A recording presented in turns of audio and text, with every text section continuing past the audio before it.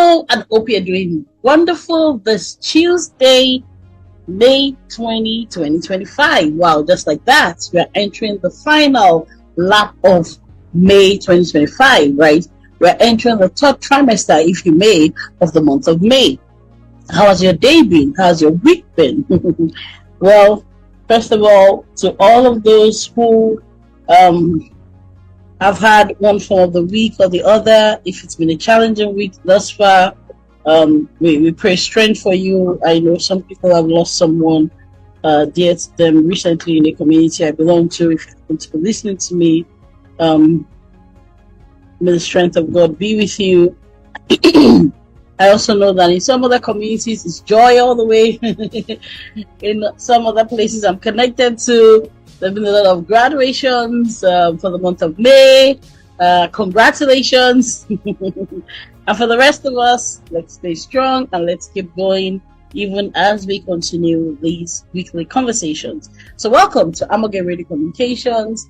And this week on the program, we continue the theme, our quarterly theme. Remember, our quarterly theme on Art for My program every Tuesday has been on national innovation systems, right? Now we're talking about driving economic growth with innovation. I repeat, driving economic growth with innovation. That's been the title or the theme of the program, right? Last quarter, we talked about developing national innovation systems to absorptive capacity, and we're looking at the national innovation systems as well as the absorptive capacity element. The national innovation systems, there being the systemic framework that nations put in place, not just organizations, but nations put in place in terms of policies, in terms of processes, in terms of the synergy between the town and the gown, in terms of funding, in terms of, all of those things, as well as the absorptive capacity, which had to do largely, or which has to do largely with the ability to translate research into economic and social development. So last quarter we looked at both. However, this quarter we decided to focus on the economic and social development aspect of it, driving economic growth with innovation. So one of the things we've kept emphasizing, especially this quarter, is that it cannot be innovation for the sake of innovation. It has to be innovation for the purpose of economic growth. In other words, this quarter has largely been about the absorptive capacity, right? That's why we decided to title the program this quarter, Driving Economic Growth with Innovation. Now, like we always do, we're going to quickly do a recap. We're going to begin with a recap of the highlights of last week's episode. So last week, episode 5 of Driving Economic Growth with Innovation, we looked at, the factors, the critical factors for research commercialization. I repeat, the critical factors for research commercialization. And the reason we needed to dive into that is because research, like we've been saying, cannot be for the sake of research. It has to be for the purpose of commercialization. We are thinking of economic growth, innovation for the purpose of economic growth. In other words, when you're thinking about driving economic growth with innovation, we are thinking about moving all the way from conceptualization to commercialization, right? And that's one thing we've kept advocating for. When you talk about innovation, it's not just the conceptualization of the creative idea, that's just creativity, right? It's not just novelty for the sake of novelty, but it's conceptualization all the way to commercialization. But certain things enable research commercialization. Certain factors make it easier to commercialize the research, and certain other factors serve as hindrances or barriers to the research commercialization. 2 weeks ago, we looked at the factors that both enable and frustrate research commercialization, that both accelerate and hinder research commercialization. That was 2 weeks ago. But last week, we decided to zoom in a bit more on the critical factors for research commercialization. In other words, the enablers of research commercialization. So we talked about the fact that studies continue to show that research commercialization is a very collaborative effort. Now, we've been saying this since last quarter. Please subscribe to our Amoge Radio Communications YouTube page. Share it with your loved ones. Share it on your groups. Share it on your platforms. This is not about us. There is so much to gain. There are so many programs. We have over 240 episodes from different themes, from strategy to geopolitical issues to innovation to economic issues to strategic HR. and so on and so forth. It's a rich reservoir of unending knowledge, right? But even between those who are proposing proposing research policies or innovation policies, as well as those who are implementing, who tend to be more in the industry, that synchronization, that collaboration, the effectiveness of the of the sync, right, between all the collaboration agents, so to say, between amongst all the people, all the factors, all the sectors, all the agencies that come together to facilitate research, to a successful commercialization of research. Now, it is important for nations to identify the factors which are, enabling the effectiveness of their research commercialization. Now, I need to say something here. These can be highly contextual. I repeat, these can be highly contextual. For some of us, we may have seen something that's gone a bit viral in the last 2 days, at least in the last 24 hours. For those who are in Africa or those who connect with Africa a lot, something has been going around and people have been commenting on it, right? So there's a picture of a group of investors who came together, and they came together and they are trying to invest in Africa, right? They are, I want to be careful with my use of adverbs. I do not want to say supposedly trying to invest in Africa, or let me at the minimum say that they are attempting, they appear to be, or they are endeavoring, let me use that expression, they are endeavoring to invest in Africa. And according to these investors, they are trying to, sort of stimulate the tech industry, particularly in Africa.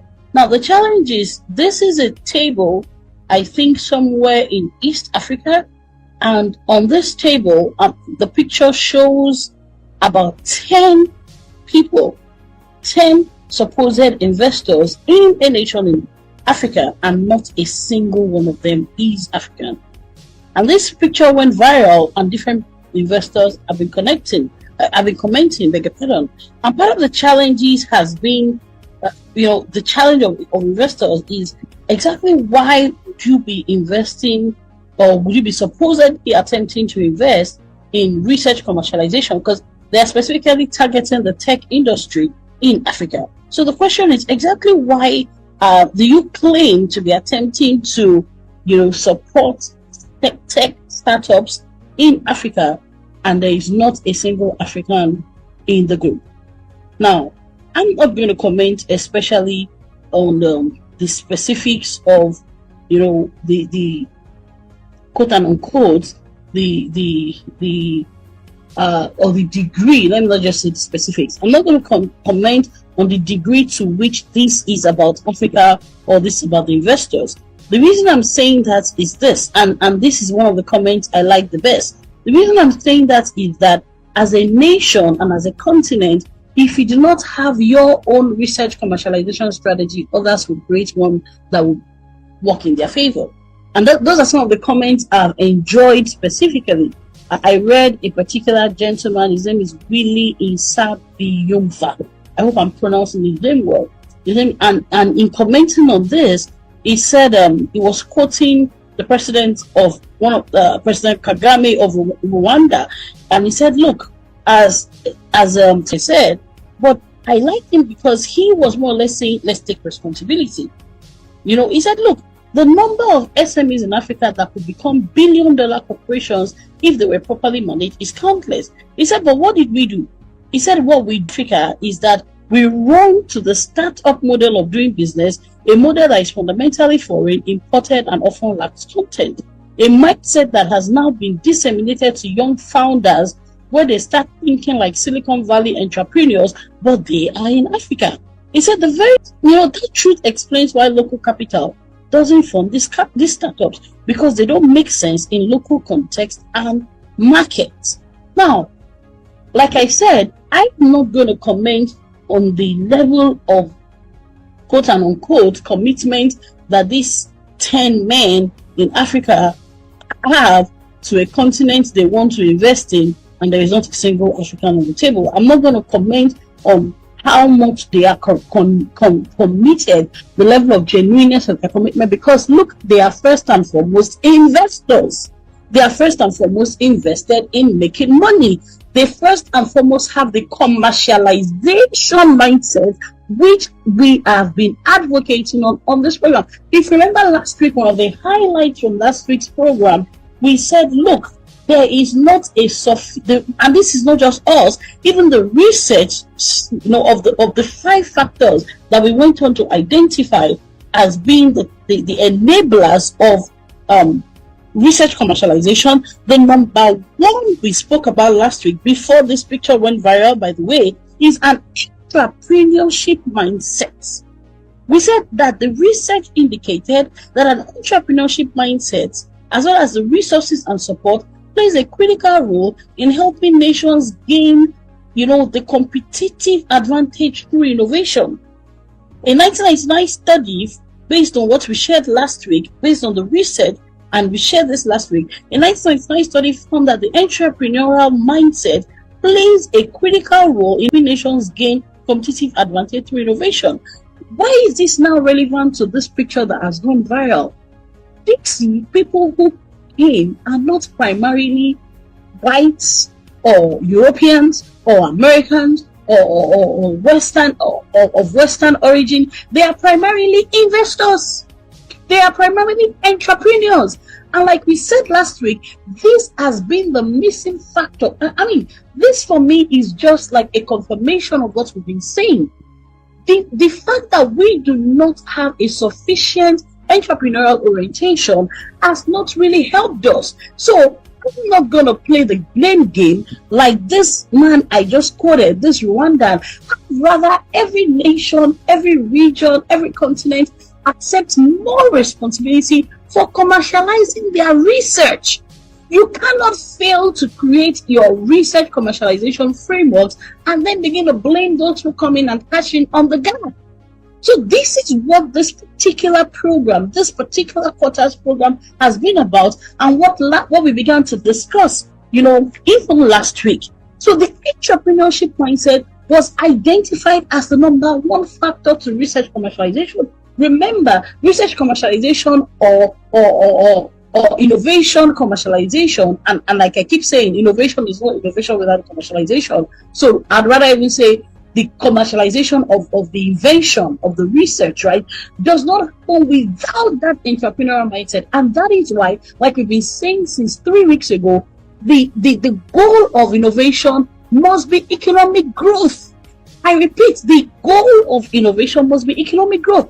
Ab initio, from the beginning, there must now be a strategic synchronization between those who are developing economic policies and those who are in charge of national innovation frameworks. So this is the gap I believe these investors are cashing in on in a continent like Africa. So wherever you find yourself, in Africa, in Asia, in Eastern Europe, wherever you may be, what you need to ask yourself as a nation is, do we have research commercialization policies? I've been saying for the last 3 weeks, we now need institutes of innovation commercialization.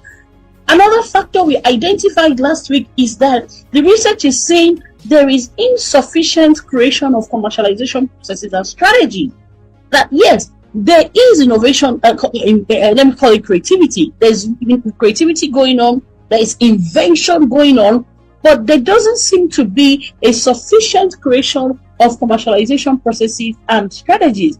That the reality, in fact, one of the creation studies of commercialization plainly that the reality is that the review of the commercialization aspect is lacking. It says national strategic technology is being promoted in various fields, but the reality doesn't seem to be a sufficient national strategic technology is being promoted in various fields, but the reality is that review of the commercialization aspect is lacking.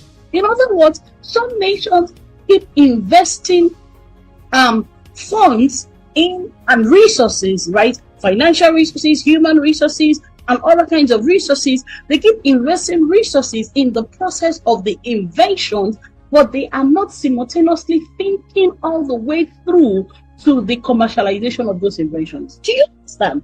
This is the part that the nations that have learned. I remember last week that Apple is currently worth about $3 trillion.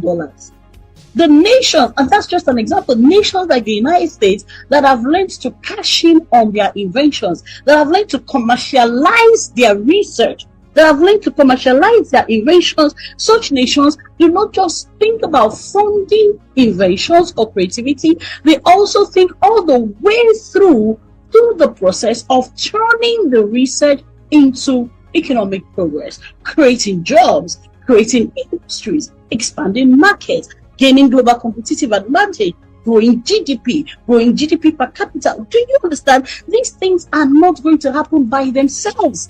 That's what the research is showing. And so, again, please do not cry too much if you think other nations are coming in to cash in on the gaps from a national point of view, like we have been advocating from last quarter and even more strongly in this quarter. The job of national policymakers is to begin to proactively, strategically, and entrepreneurially develop research commercialization policies and strategies.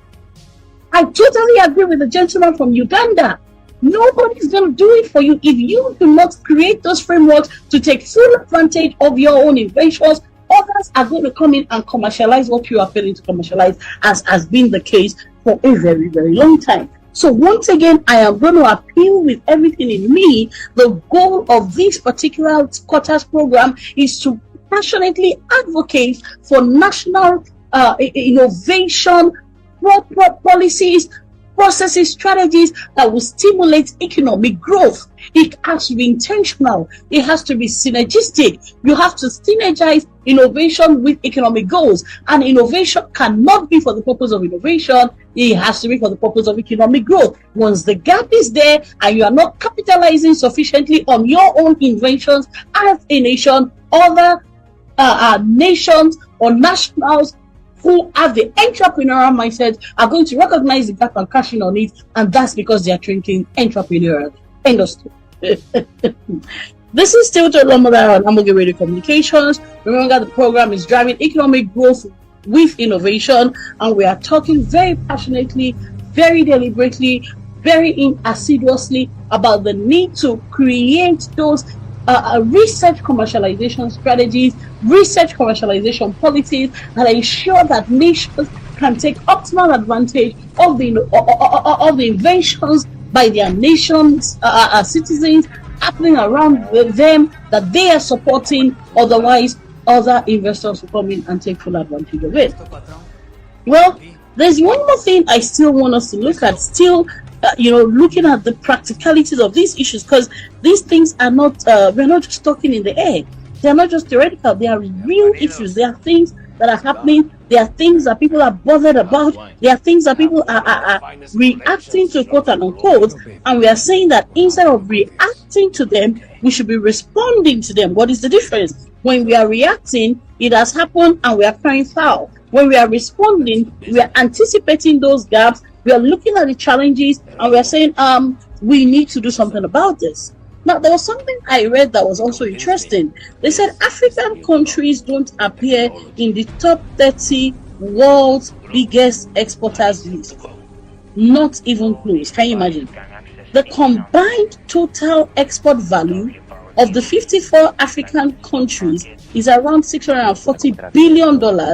That's almost equivalent to the value of South Korea's annual export. Let me break that down. So, South Korea as a nation, just one nation, but remember, this is the nation where your Samsung phone, if you are using one, is probably produced, right? South Korea as one nation has a combined export value that is about that of the whole of the 54 countries in Africa. Is that not problematic? And this person went on to say, this, by the way, is Netsalim Bahiru Gebri. Again, this person is a program director at Goal Global, right? And this person is interested in market systems development. This person said Africa's export profile remains commodity heavy, lacking the manufacturing and value added inclusion Remember, we were talking about this very passionately about 2 weeks ago or so, that without research commercialization, you cannot operate at the global, at the competitive ends of the global value chain. You cannot be adding value. You will keep exporting raw materials and re-importing the finished product. And once there's no value addition, we are not expanding manufacturing. We are not creating jobs. You will be spending your own currency chasing after other international currencies. You will draw down the value of your currency, and I can go on and on with the impact of all of that. So we need to think research commercialization. We need to think commercialization and scaling, because commercialization includes scaling. Scaling then meaning selling at a high volume, and that is when, as nations, you begin to export the kind of high value, quantity, quality of product that will drive economic growth. These things have to be intentionally planned, strategically driven, and resolutely pursued.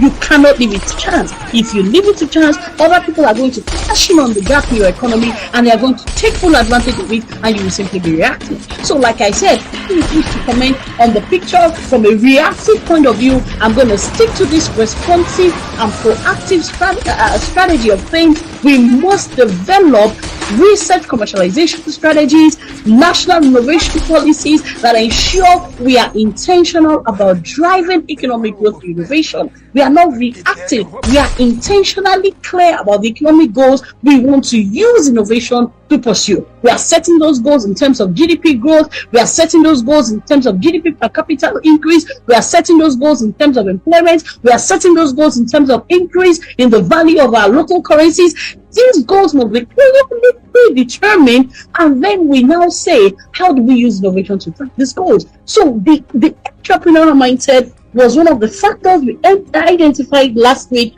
as critical for research commercialization, and this is just the first of the 5. Oh my God, I'm not sure that we can go further than this week, but let me tell you something. We are going to come back. We are going to come back, and let me tell you what we are looking at. Let me just kind of lay the foundation, can significantly thwart their dominance. And so the question is, how do we ensure that we continue to export? How do we ensure that we continue to compete? How do we ensure that our research commercialization strategies keeps us in a strong position? I'll give you a simple example. I was listening to Satya Nadella yesterday, and they were introducing a new product. Satya Nadella, for those who don't know, is the CEO of Microsoft, and they were introducing a new product, and guess what? They decided to make it open source, and I smiled.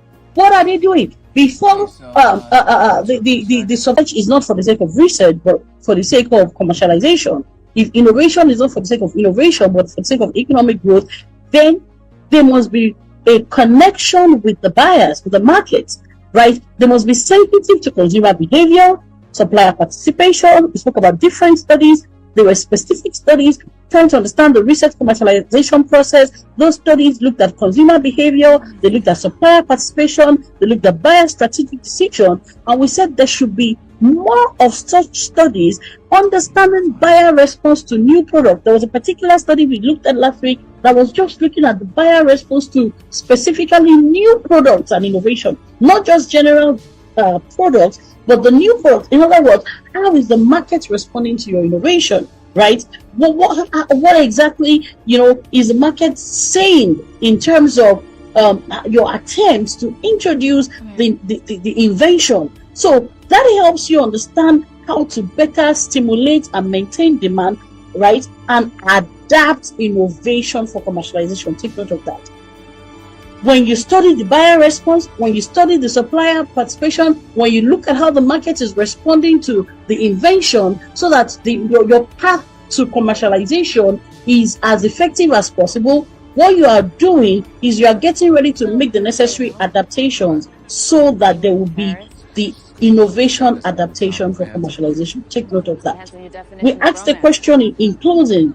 Yes, we said, one of the questions you should be saying, when I say you, as the policy makers for research commercialization, as those responsible for driving economic growth and innovation at the national level, at the regional level, you should be saying, why is there such a high demand for a particular new product? Remember, when you look at buyer response to new products and innovations and inventions, where you're trying to stimulate and maintain demand, The reason we are doing all this, remember, is to ensure innovation adaptation for commercialization. Take note of that. Innovation adaptation. I said it earlier, I'm repeating it. Innovation adaptation for commercialization, because that's where we are going next week.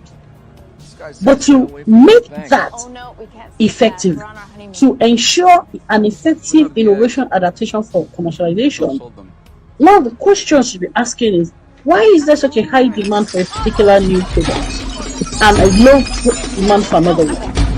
Why is there a seasonal demand, right? Because to fully commercialize your research, your inventions, right, it's important for you to have full-scale returns. And for you to have full-scale returns, the market must be ready for what you're introducing. The market must be receiving it, and if the market is not receiving it appropriately, you must get the necessary feedback so you can make the required adaptation. Please take note of that. When you see your Apple products, either your iPhone come out with a new one, when you see introduction of things like touchscreen, I remember 15-20 years ago there was no touchscreen. It's because those inventions are anticipating and responding to demands. Extremely important. When you see your tab, initially they were in tabs where we had a laptop, a small laptop, but we now have a tablet. Again, it's about anticipating and responding to the market demands. Well, I can go on and on and on. You have to understand that the reason for all those things, gathering all those things, especially the last point, the last 2 points, we gave 5 points last week on the factors that enable research commercialization. The first one, like I said, is an entrepreneurial mindset. We shared another two, but the last two we said were about understanding the market. There must be more studies of consumer behavior and supplier participation, buyer strategic decision, what makes buyers buy in scale, and there should be more studies of buyer response to new products and inventions, so that this helps understand how to better, helps markets, nations, policymakers, policy designers, policy implementers, helps them to better understand how to stimulate and maintain demand, also that they can better adapt innovation to commercialization. And like I said, the closing question was and still is, we should be asking ourselves, why is there such a high demand for a particular new product and a low demand for another? Why is there seasonal demand? Because to fully commercialize your research, in order to have full-scale returns, you must make sure that the market is ready for those inventions and the market is responding appropriately. And if the market is not ready for it, then you must be adapting, supportive of that process that will help the artificial intelligence and the tech companies in the United States to respond.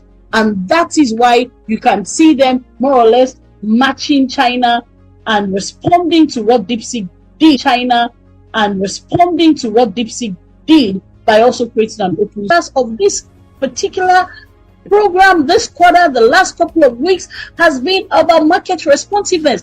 The reason you are studying how the market is responding to your new products, to your inventions, is so you can adapt appropriately. And that's why, like I said, we are laying the foundation, and next week our focus is going to be on innovation adaptation for commercialization. Well, I think this is where we're going to draw a curtain on this edition of the program. I hope it made some sense to you. Remember, innovation adaptation for commercialization is critical. The reason you are studying the market is to respond to the market. The reason you are studying the response of the buyers to your new inventions is to respond appropriately and to adapt as necessary. That is when research is no longer for the sake of research, but it is for the sake of commercialization. That's when it is now innovation for the sake of economic growth, and economic growth happens when the market is accepting of what you are pushing, right? Your new inventions. That's when you can cash in fully on the innovation investments that you have made as a nation. Please, please, and please, for the sake of your nations, for the sake of your citizens, for the sake of your economies, for the sake of your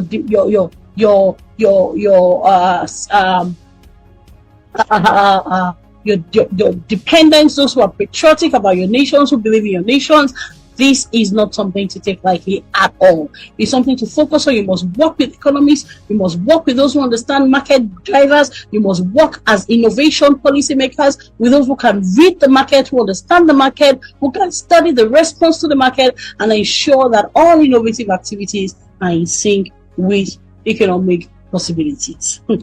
This is what we're going to enjoy the curtain of this edition of the program. Hope we've made some sense to you. We will continue to advocate passionately for this. We would like to work with you as a nation. Remember, we are here, we've done this, we'll keep doing this. We are passionate about this. We've worked with nations, we've worked with regional organizations, regional bodies like the Economic Community of West African States. We've worked with supranationals like the German Development Agency. We've worked on several projects at national levels, at regional levels. This is what we are passionate about in Amalgate. We know what we do and we are very good at what we do. We are passionate about it. We can create frameworks. We can support you. We can also work with you and not just work for you. We can transfer competencies to your people in the process. And by the time we are done, you will see that it is possible to translate all of these things we are saying into measurable economic growth for your people and for your nation.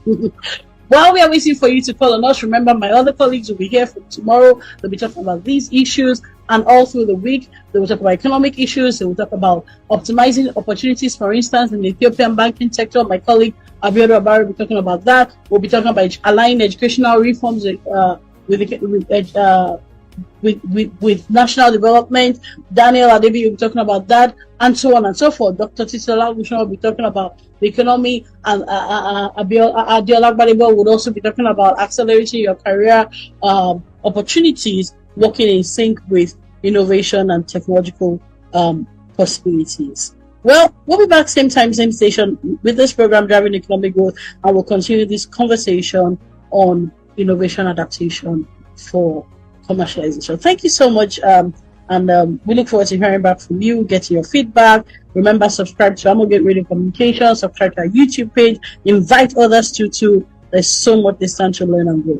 I'll be same time, same station next week. Until then, don't just think research, don't just think innovation, but also think innovation adaptation for the sake of full-scale commercialization. Thank you, and see you next week. Have a good one.